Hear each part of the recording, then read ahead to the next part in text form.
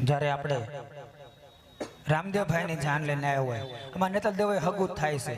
એ બે કોઈનું હગું છે એટલે આપણે બે માટે ગીત ગાવું છે લગન ગીત તમારે બે કોઈનું હગું થાય છે હા બે કોઈનું હગું વાહ વાડી